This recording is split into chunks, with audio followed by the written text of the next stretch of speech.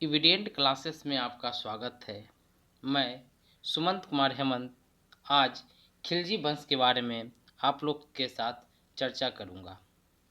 बहुत ही खूंखार शासक था अलाउद्दीन खिलजी, जो खिलजी वंश का ही था। इन्होंने अपने शासन में एक दिन में 30,000 लोगों का मौत करवा दिया था, मौत के घाट उतरवा दिया था। इतना क्रूर और निर्दयी शासक था। इसके शासनकाल में जो विस्तार था, बहुत दूर तक विस्तार था भारत का। बाद में तेलंगाना का कुछ एरिया भी ये अपने कब्जे में, दक्षिण भारत का बहुत सा एरिया अपने कब्जे में ले लिया। फिल्म पद्मावत आप लोगों ने देखा होगा। ये राजा रतन सिंह थे, जिसका हत्या अलाउद्दीन खिलजी के द्वारा कर दिया जाता है। बहुत ही बहादुर महान सम्राट थे। अलाउद्दीन को इनकी जो पत्नी थी वो पसंद आ गई थी, जिसको वो पाना चाहता था। इसी के चलते इन्होंने राजा रतन सिंह से युद्ध किया। हालांकि राजा रतन सिंह इस युद्ध में वीर गति को प्राप्त किए, जिसके बारे में आगे चर्चा इस लेक्चर के मध्य में करेंगे। चलिए अब आते हैं डिटेल खिलजी साम्राज्य के ऊपर।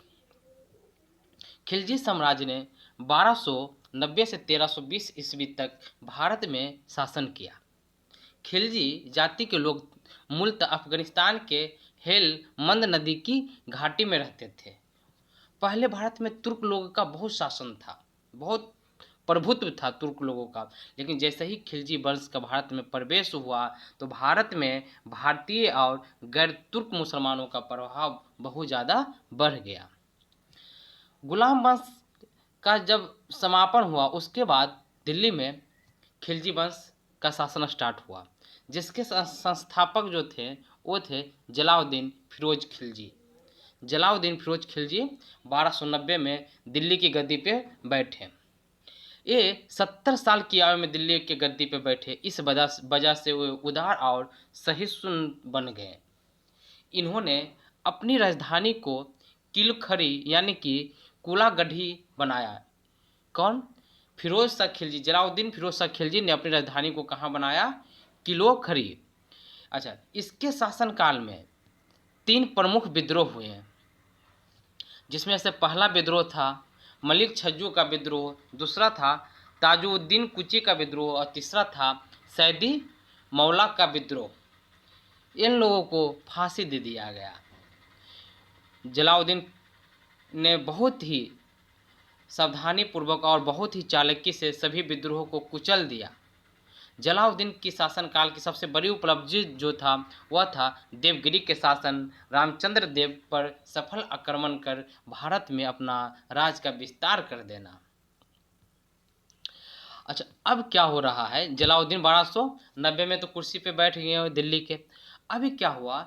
अब अलाउद्दीन खिलजी, जो कि जलाउद्दीन का दामाद था और भतीजा भी था, उसके इशारे पर ही, एकदम इम्पोर्टेंट पॉइंट है, इस ध्यान रखिएगा, उसके इशारे पे ही इख्तियारुद्दीन हुज द्वारा छल के साथ जलाउद्दीन खिलजी का हत्या कर दिया गया। अगर फिल्म पद्मावत आपने देखा होगा तो उसमें शुरुआत में ही दिखाया है किस प्रकार छल के साथ जलाउद्दीन खिलजी का हत्या कर दिया जाता है उसका गुलाम के द्वारा। जलाउद्दीन खिलजी के दरबार में हसन देहलवी और अमीर खुसरो जैसे बहुत ही विद्वान कवि थे, विद्वान रहते थे। अच्छा, अमीर खुसरो गुलाम वंश में भी रहते थे। अमीर खुसरो और अमीर हसन दो फारसी के बहुत ही महान कवि जो रहते थे, बलबन के दरबार में भी थे, यानी कि गुलाम वंश में भी थे और आपके खिलजी वंश में भी रहे। चलिए अब आगे आते हैं।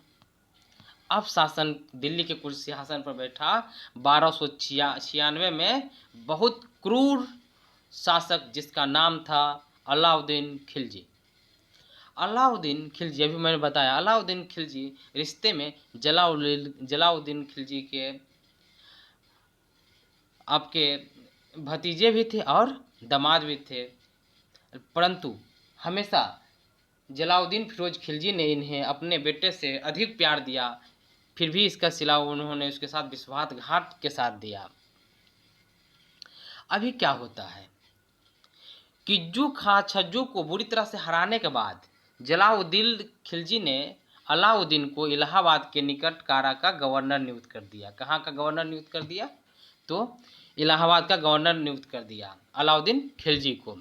अब इसके लिए उन्होंने क्या किया? अलाउद्दीन ने बहुत सा सोना चांदी देकर जलाउद्दीन को खुश कर दिया और धोखे से उसका वध भी करवा दिया।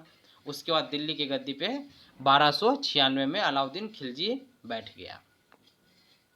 जब यह गद्दी पे बैठा उस समय मंगोलों का बहुत बार आक्रमण हुआ भारत में, जैसे कि अलाउद्दीन ने उन्हें जालंधर में, किल्ली, अमरोहा, रावी जैसे युद्धों में सफलतापूर्वक से उन्होंने परास्त कर दिया बहुत से अपने दुश्मनों को। अलाउद्दीन खिलजी बहुत ही साहसी था, बहुत से दुश्मनों को वह परास्त कर दिया। अच्छा, यहाँ पर लिखा है क्यों उन्हें बोला जाता है मौत का सौदागर? खिलजी वंश को क्यों मौत का सौदागर बोला जाता है? देखिए, इस मंगोल इस्लाम कबूल करके दिल्ली के आसपास बस गए थे, लेकिन अलाउद्दीन खिलजी को भनक लग गया कि वो इसके विरुद्ध साजिश कर रहे हैं और जासूसी कर रहे हैं। इस चीज़ को जानने के बाद अलाउद्दीन इतना गुस्सा गया कि वो एक ही दिन में करीब करीब 30,000 इस मंगोलियन को मौत के घाट उतार दिया और उसकी बीवी बच्चा को गुलाम बना दिया। ठीक है, चलिए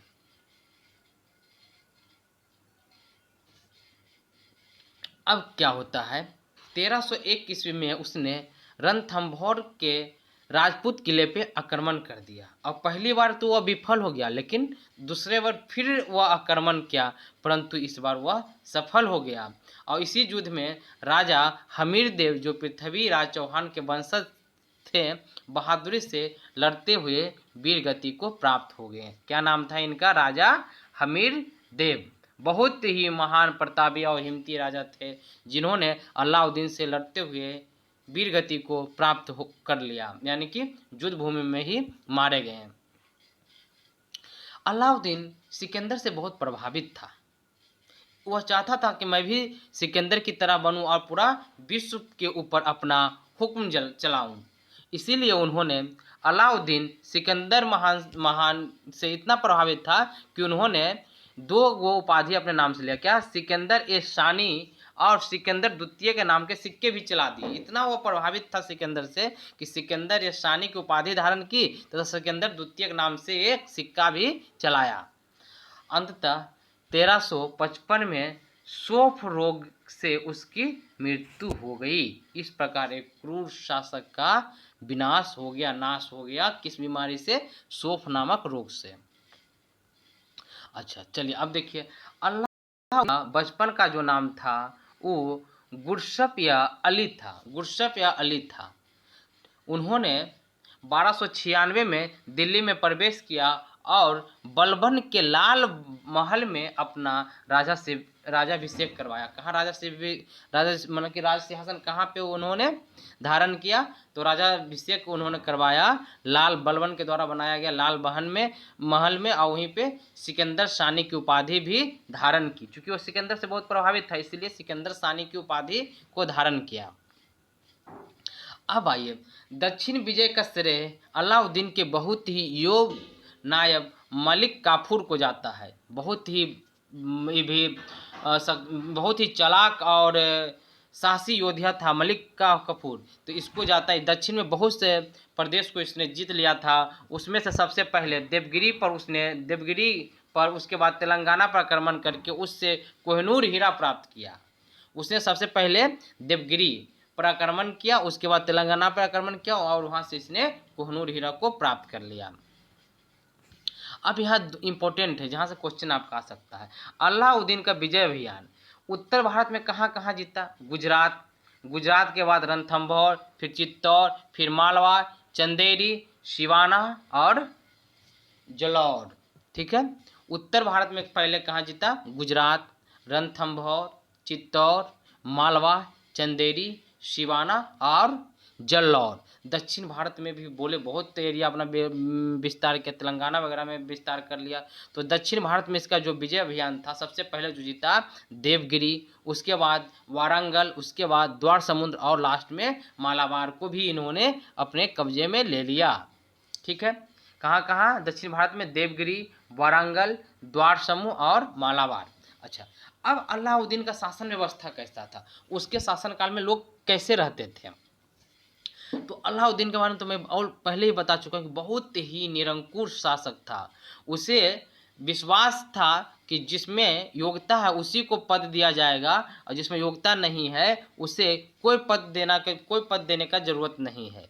उसको ऐसा विश्वास था, इसलिए उसने ना तो किसी खलीफा से ना ही किसी सुलेमा से अनुमति लेने की सलाह ली। उसको सीधे बोला, अगर आप में टैलेंट है तो हम आपको रखेंगे, अगर टैलेंट आपके पास नहीं है तो हम आपको नहीं रखेंगे। किसी भी तरह का पैरवी का जरूरत यहाँ नहीं है। प्रशासनिक व्यवस्था कैसा था? देखिए वही चीज लिखा है, अलाउद्दीन एक योग्यता को महत्व देता था। वह न किसी कुल का है इस बात को नहीं मानता था। अलाउद्दीन के गुप्तचर विभाग, जिसका नाम था बरीद ए मुमालिक, क्या नाम था? बरीद ए मुमालिक नाम से पद का सृजन किया था, जो गुप्तचर विभाग का मुखिया था। जो गुप्तचर यानी कि जो जैसे अभी सीबीआई है, रा है, उसी प्रकार पर जो गुप्तचर विभाग के था उसका जो पद का नाम था, जो महत्वपूर्ण पद था, बरीद ए मुमालिक। क्या नाम था? बरीद ए मुमालिक। अब आइए आगे। अब मान लो उतना बड़ा राज चला रहा है तो पैसा तो चाहिए ना, तो पैसा कैसे कर एवं लगान लगाया, व्यवस्था लगाया, कैसे कैसे कर का व्यवस्था किया गया। तो अलाउद्दीन पहला ऐसा सुल्तान था जिसने भूमि को नापकर लगान वसूला। भूमि को नापता था, उसके बाद उसके ऊपर लगान वसूलता था। अलाउद्दीन के राज व्यवस्था में ही बिस्वा को इकाई माना जाता था। किसको? बिस्वा को क्या माना जाता था? इकाई। अच्छा, और अलाउद्दीन क्या करता था? गल्ला को लगान के रूप में लेना पसंद करता था। आपका अनाज वगैरह को गल्ला को लगान के रूप में लेता था। कौन? अलाउद्दीन खिलजी। अच्छा, अलाउद्दीन और एक क्या क्या था? अलाउद्दीन कह दिया था कि लगान पैदावार का 1/2 निर्धारित के, जितना आपका पैदावार होगा उसका आधा भाग हम लेंगे। ये अलाउद्दीन खिलजी के द्वारा निर्धारित किया गया कर था। अच्छा, अलाउद्दीन ने 2 नया कर इंट्रोड्यूस किया। कितना नया कर इंट्रोड्यूस किया? 2 नया कर इंट्रोड्यूस किया, जिसमें एक मकान का कर था जिसका नाम था धरई, और दूसरा था चराई, जो पशु वगैरह चरता था उसके ऊपर जो कर लेता था उसका नाम था चरई, और मकान के ऊपर लगने वाला कर का नाम था घरई। देखिए, घर से घरई और च से चरई, याद इजी में हो जाएगा। कौन लगाया था? तो अलाउद्दीन खिलजी ने लगाया था। चलिए, अब आइए, राज व्यवस्था लागू करने के लिए अलाउद्दीन ने एक पृथक विभाग यानी कि दीवान ए खारिज स्थापित किया था। कौन सा विभाग स्थापित किया था? दीवान ए खारिज, जो राज व्यवस्था लागू किस प्रकार हो, राजतंत्र किस प्रकार हो, शांति व्यवस्था किस प्रकार बना रहे, इसके लिए उन्होंने दीवान ए खारिज स्थापित किया था। खालसा भूमि यानी कि सुल्तान की भूमि, इस भूमि से लगान राज द्वारा वसूला जाता था। खालसा भूमि से कौन पैसा वसूलता था? तो स्टेट राजा लोग पैसा वसूलते थे। राजा के आदमी मतलब राजा के प्रतिनिधि पैसा वसूलते थे। अब बाजार व्यवस्था कैसा था? बाजार व्यवस्था के ऊपर भी बात करना पड़ेगा ना। बाजार पर अलाउद्दीन खिलजी का पूर्ण नियंत्रण था। बाजार के ऊपर अलाउद्दीन खिलजी का पूर्ण नियंत्रण था, क्योंकि वह सेना को जो पैसा देता था वो नगद वेतन देता था। क्या देता था? नगद वेतन देता था। अच्छा, और वेतन में सैनिकों को कोई परेशानी नहीं हो, इसलिए बाजार के ऊपर नियंत्रण रखता था। क्योंकि बाजार के ऊपर अगर नियंत्रण नहीं रखेगा तो सेना को कहाँ से वो पैसा दे पाएगा, और सेना को पैसा नहीं मिलेगा तो क्या कि पैसा मिल नहीं रहा तो हम क्यों लड़े। इसीलिए वो मार्केट के ऊपर, बाजार के ऊपर एकदम प्रत्यक्ष रूप से नियंत्रण रखता था। इसके लिए अलग अलग वस्तुओं के लिए अलग अलग बाजार का स्थापना किया। जैसे कि गल्ले की मंडी, कपड़े के लिए एक बाजार बनाया जिसका नाम था सराय ए आदिल। सराय ए आदिल किस लिए फेमस था? वहाँ पे गल्ला वगैरह मिलता था और इसके साथ साथ कपड़ा वगैरह वहाँ मिलता था। अच्छा, घोड़े और मवेशियों के लिए, जानवर के लिए दूसरा मंडी था, वहाँ पे जाके आप लोगों को खरीदना पड़ेगा। इसलिए अलाउद्दीन खिलजी बाजार के ऊपर प्रत्यक्ष रूप से नियंत्रण रखता था। अब कोई भी व्यापारी था उसको पहले निबंधन करवाना जरूरी रहता था। कहाँ से? सहना ए मंडी के दफ्तर से उसको पंजीयन करवाना पड़ता था कि हम इस चीज़ का दुकान खोल रहे हैं तो हमको आप लाइसेंस दीजिए। जो लाइसेंस नहीं लेता था वो गैर कानूनी माना जाता था, उसके विरुद्ध कठोर से कठोर कार्रवाई किया जाता, सजा दिया जाता था। देखिए, सट्टेबाजों और कानून को भंग करने वालों को कठोर सजा दी जाती थी। जो सट्टा लगाता था, जो कानून को भंग करता था, जो अशांति फैलाता था, उसे कठोर से कठोर सजा दिए जाने का भी प्रावधान था। ठीक है। कीमती वस्तुओं को खरीदने के लिए दीवान रियायत या सहना ए मंडी की आज्ञा लेनी पड़ती थी। आप कोई कीमती वस्तु को अगर खरीद रहे हैं तो आपको पहले बताना पड़ेगा कि दीवान रियास या सहना ए मंडी से आज्ञा आपको लेना पड़ेगा कि हाँ NOC जिसको बोलते हैं, नो ऑब्जेक्शन सर्टिफिकेट, हाँ ये सामान हम अब खरीद सकते हैं। अच्छा, अब आइए किस पर, सैन्य व्यवस्था। अलाउद्दीन खिलजी ऐसा पहला शासक था जो स्थायी सेना रक्षी और सेना को नगद वेतन देना शुरू किया। स्थायी सेना रखता था और सेना को नगद वेतन देता था। अलाउद्दीन के सैनिक को हुलिया लिखना या घोड़ों को दागने की नवीन प्रथा की भी शुरुआत की। घोड़ों को दागना या फिर हुलिया लिखना, ये सब का शुरुआत कौन किया? तो अलाउद्दीन के सैनिक किया था, उसके शासनकाल में होता था। अच्छा, 10,000 के सैनिक की अगर टुकड़ी है उसे बोला जाता था तुमन। 10,000 के सैनिक का क्या बोलता था? तुमन। ये सब एकदम इंपॉर्टेंट पॉइंट है, एक नंबर पूछ देगा मान लीजिए ऑब्जेक्टिव में कि अलाउद्दीन के शासनकाल में 10,000 के सैनिकों के टुकड़ी को क्या कहा जाता था, तो आपको बोलना कि तुमन कहा जाता था। घोड़े को दागने या फिर हुलिया लिखने की प्रथा कौन शुरुआत किया, उसका कौन शुरुआत किया? तो अलाउद्दीन खिलजी शुरुआत किया। स्थायी सेना कौन रखता था? अलाउद्दीन खिलजी के शासनकाल में स्थायी सेना रहता था। अब देखिए, अलाउद्दीन खिलजी बोला कि अगर लूट का कोई भी धन है जिसको उन लोग खम्स बोलते थे, खम्स, उसका 4/5 भाग राज में रहेगा और 1/5 भाग सैनिक के पास जाएगा। मान ली जाए कि 100 रुपया कहीं से कोई लाया, लूट का है 100 रुपया, तो इसमें से 80 रुपया जो रहेगा राजकोष में जाएगा और 20 रुपया जो जाएगा कहाँ जाएगा? पुलिस के यहाँ जाएगा। 80 रुपया राजा के यहाँ जाएगा, 20 रुपया पुलिस के जाएगा। और ये जो 100 रुपया, इसका नाम था खम्स। क्या नाम था? खम्स इसका नाम था। देखिए, खम्स इसका नाम था। अब आइए, खिलजी शासन के महत्वपूर्ण पद, कौन कौन से महत्वपूर्ण पद थे? जैसे वजीर दीवाने को बोला जाता था वजारात। अगला है शाही आदेशों का पालन करवाने वाला, उसको बोला जाता था दीवाने इंशा। विदेश विभाग को क्या बोला जाता था? विदेश विभाग को बोला जाता था दीवाने रसालत बोला जाता था। अच्छा, अब आइए, सैन्य मंत्री को क्या बोला जाता था? देखिए, इंपॉर्टेंट है, सब एकदम इंपॉर्टेंट है। सैन्य मंत्री को बोला जाता था दीवाने आरिज जो होते थे सैन्य मंत्री होते थे। बाजार के जो हेड होते थे, सुप्रिंटेंडेंट अधीक्षक होते थे, जिनका नाम था सहना ए मंडी बोला जाता था। बाजार नियंत्रक को क्या बोला जाता था? दीवाने रियासत किसको बोला जाता था? बाजार नियंत्रक को बोला जाता था दीवाने रियासत। अच्छा, न्याय के लिए जो था उनका नाम था सराय अदल। बाजार निरीक्षक को बरीद ए मंदी भी बोला जाता था। देखिए, बाजार निरीक्षक को बजीर ए मंदी, यह नियंत्रक था। नियंत्रण जो करेगा उसका नाम था दीवान ए रियासत। अच्छा, अब यहाँ पे है बाजार निरीक्षक, जो देखेगा कि क्या मार्केट में सब चीज़ सही हो रहा है कि गलत हो रहा है, इंस्पेक्शन जो करेगा, उनका नाम था बाजार निरीक्षक का बरीद ए मंडी। और गुप्तचर का जो नाम था मुहियांश। क्या नाम था? मुहियांश गुप्तचर का नाम था।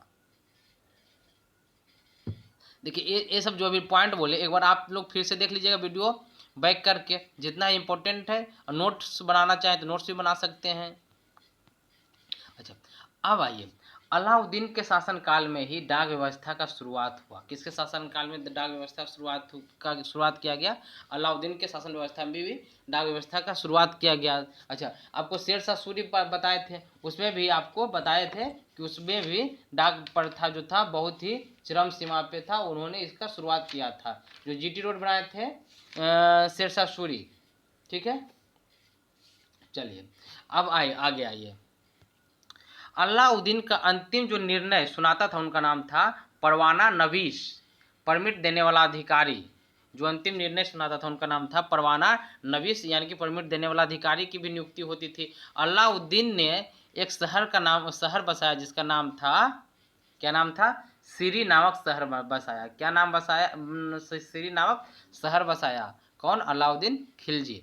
अच्छा, अलाउद्दीन खिलजी ने कुतुब मीनार कहाँ है? कुतुब मीनार दिल्ली में कौन बनवाया? 1206 में गुलाम वंश के जो संस्थापक थे कुतुबुद्दीन ऐबक स्टार्ट करके गया और इल्तुतमिश उसका काम को पूरा किया। ठीक है, उसके निकट अलाई दरवाजा बनाया जिसका नाम था कुश ए सीडी, हौज ए अलाई तालाब, 1000 खंभा महल का निर्माण किसके द्वारा करवाया गया। ये सब जो भी काम करवाया गया अलाउद्दीन खिलजी के द्वारा करवाया गया। क्या क्या करवाया, कुतुब मीनार के निकट अलाई दरवाजा, हौज ए अलाई तालाब एवं 1000 खंभा का महल का निर्माण अलाउद्दीन खिलजी के द्वारा करवाया गया। ठीक है, अब आ जाइए, इनका तो मृत्यु हो गया था ना 1216 ईस्वी में, सॉरी 1316 ईस्वी में। उसके बाद जो शासक अगला बना वो बना कुतुबुद्दीन मुबारक शाह। कौन बना, कुतुबुद्दीन मुबारक शाह।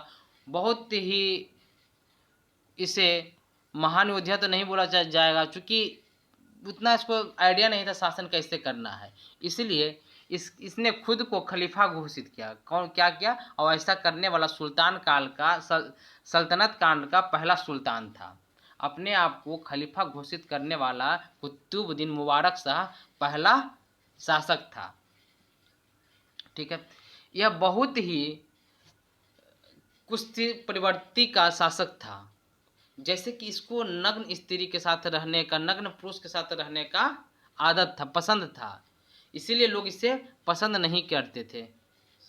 अच्छा, अभी क्या हुआ कि इसका 4 साल के बाद हत्या कर दिया जाता है। क्या कर दिया जाता है, हत्या कर दिया जाता है। उसके बाद 1220 में नसीरुद्दीन खुसरवाह शाह दिल्ली के प्रथम भारतीय मुसलमान थे जो शासक बने।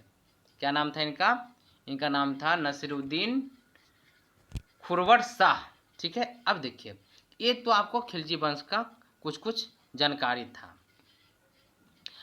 अब आइए जो क्वेश्चन के ऊपर आते हैं। यहाँ पर से ई लाइन बहुत बार एग्जाम में पूछा है, जो कौन है जो नग्न स्त्री एवं पुरुषों की संगति पसंद करता था, तो याद रखिएगा कुतुबुद्दीन मुबारक शाह।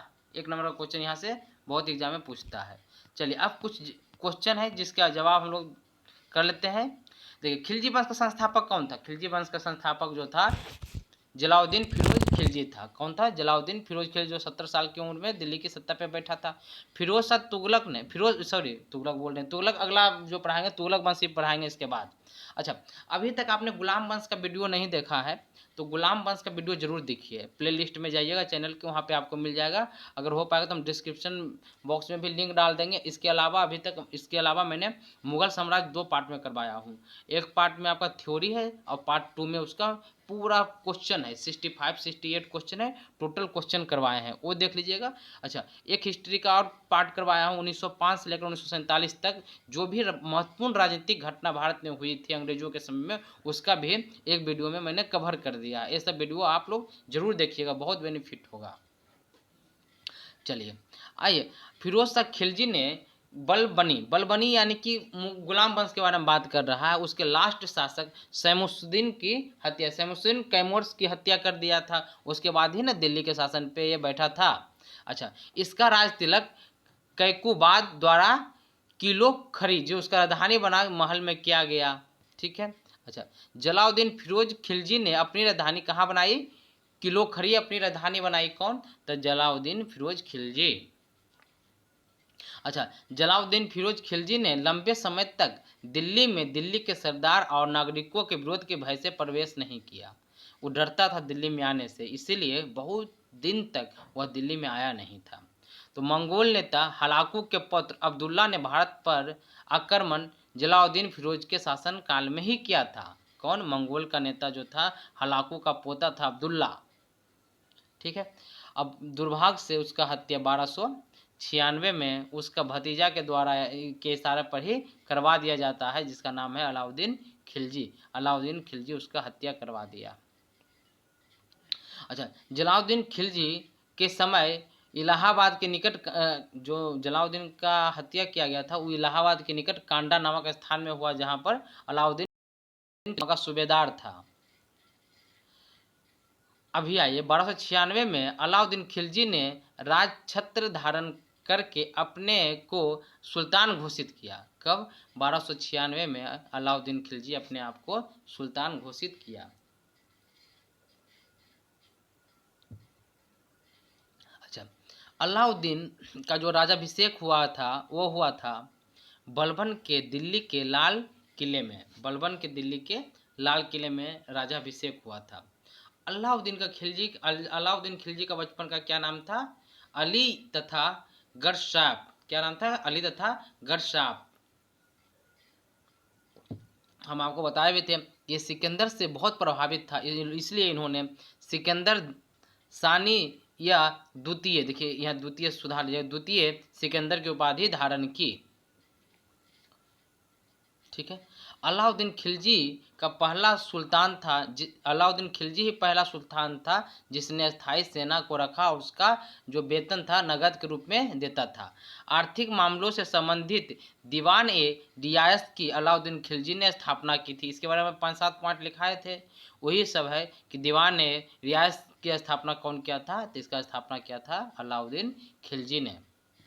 अच्छा, भारत का प्रथम मुस्लिम शासक अलाउद्दीन खिलजी था जिसने भूमि पर वास्तविक आय का राजस्व निर्धारित किया, यानी कि जितना भी भूमि पर आपका पैदावार होगा उसका आधा हिस्सा हमको चाहिए। ये कौन कहता था? अलाउद्दीन खिलजी। अलाउद्दीन खिलजी ने घर और झोपड़ी के ऊपर कर लगाया। ठीक है, अलाउद्दीन खिलजी ने क्या किया? घर के ऊपर भी कर लगाया और झोपड़ी के ऊपर भी कर लगाया। ठीक है, चलिए। अच्छा, अभी क्या है, दक्षिण भारत पर पहला तुर्क आक्रमण अलाउद्दीन खिलजी ने ही करवाया था। बहुत शातिर था अलाउद्दीन खिलजी। दक्षिण भारत पर पहला जो तुर्क से आक्रमण करवाया वो कौन करवाया था? अलाउद्दीन खिलजी ने करवाया था। देखिए यही पॉइंट आपको ध्यान रखना है।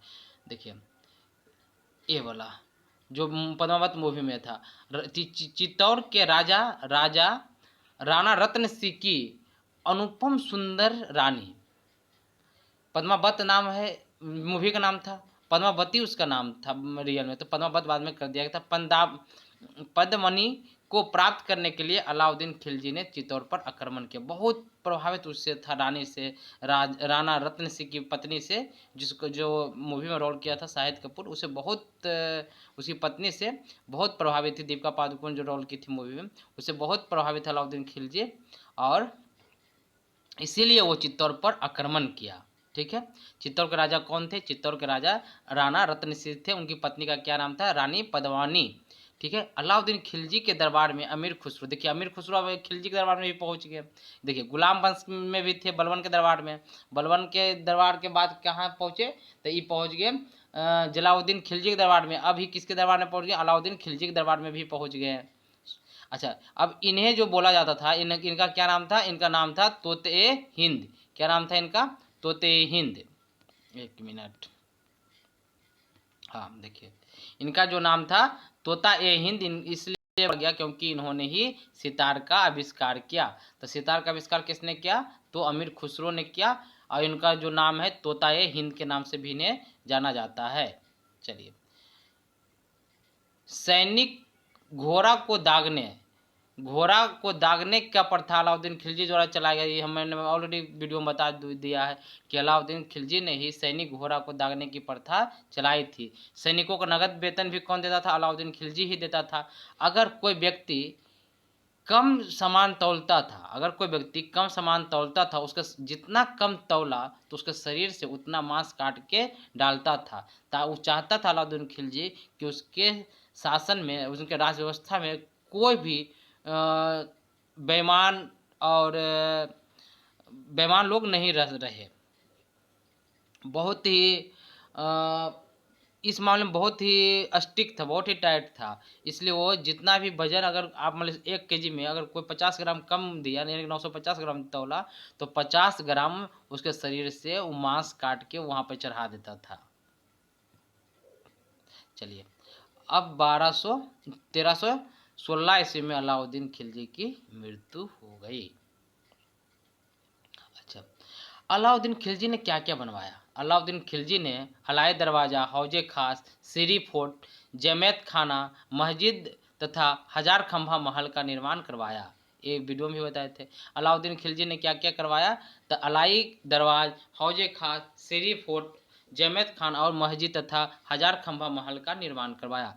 अलाउद्दीन खिलजी ने अपना उत्तराधिकारी साहेबुद्दीन उमर को बनाया। किसे बनाया? साहेबुद्दीन उमर को बनाया।